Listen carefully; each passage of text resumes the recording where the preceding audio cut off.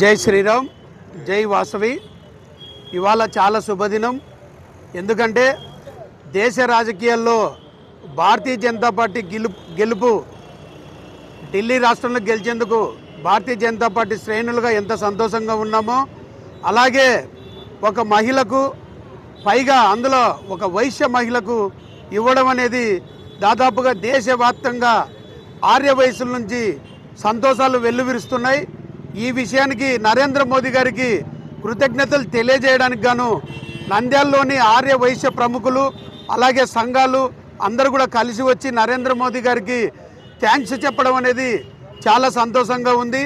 అంతేకాకుండా ముఖ్యంగా అవినీతి లేకుండా పాలిస్తానని చెప్పి అధికార పీఠాన్ని ఎక్కినటువంటి కేజ్రీవాల్ గారు గత 10 సంవత్సరాల్లో అవినీతి లేని రాజ్యాన్ని, రాష్ట్రాన్ని చూపిస్తానని చెప్పి తానే స్వయంగా అవినీతి కేసుల్లో ముద్దాయిగా జైలుకి వెళ్ళడం, ఢిల్లీ ప్రజల చేత చీకొట్టబడడం, అటువంటి పరిస్థితుల్లో నరేంద్ర మోదీ గారి నాయకత్వంలో భారతీయ జనతా పార్టీ వైపు ఢిల్లీ ప్రజలు ఆలోచించడం, ఆకర్షించబడడంతో ఢిల్లీలో గెలవడం. ఆ గెలుపును నరేంద్ర మోదీ గారు ఏం ఆలోచించారంటే, ఇలాంటి అవినీతిలో కూరుకుపోయిన దేశానికే తలమానికమైనటువంటి ఢిల్లీని మనం ఒక ఉన్నతమైన ఆశయాలు గల అభివృద్ధి కాంక్షతో ఉన్న వ్యక్తిని తీసుకురావాలి.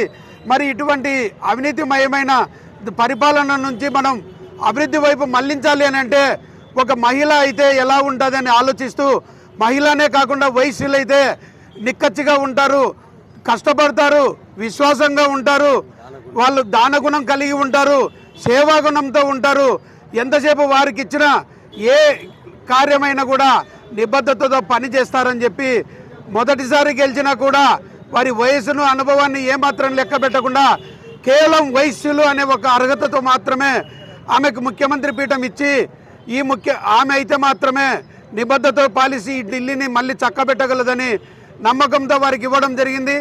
అంతేకాకుండా గతంలో దేశాన్ని కానీ రాష్ట్రాన్ని కానీ పాలించిన అన్ని పార్టీలు కూడా వైశ్యులను ఎన్నికల సమయంలో వాడుకోవడం, తర్వాత వాళ్ళ స్వార్థం కోసం వైశ్యులు, ఎందుకంటే సహజంగా కష్టపడే గుణంలో భాగంగా వారి మీద అనేక రకాల దాడులతో, నెపంతో రకరకాల ప్రభుత్వాల నుంచి దాడులు చేపించి వారిని ఇబ్బంది పెట్టడం తప్ప ఏ రోజు వైశ్యులకు ఒక ప్రముఖ స్థానం ఇచ్చి ఆదుకున్న పాపన ఏ పార్టీ కూడా పోలేదు. అటువంటి పరిస్థితుల్లో భారతీయ జనతా పార్టీ ఆలోచించి నరేంద్ర మోదీ గారు ఎక్కడో కాకుండా ఢిల్లీలోనే కేంద్ర స్థాయిలో వారిని రాష్ట్రంలో ముఖ్యమంత్రి పదవి ఇవ్వడం, ఢిల్లీకే వారిని వైశ్య మహిళను చేయడం, ఇది అనేక కోణాల్లో కూడా ఆర్య వయసులందరికీ కూడా ధైర్యాన్ని నింపడం.